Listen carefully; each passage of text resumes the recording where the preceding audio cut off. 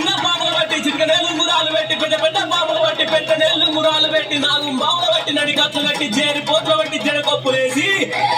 ఎల్లి ఎల్లవే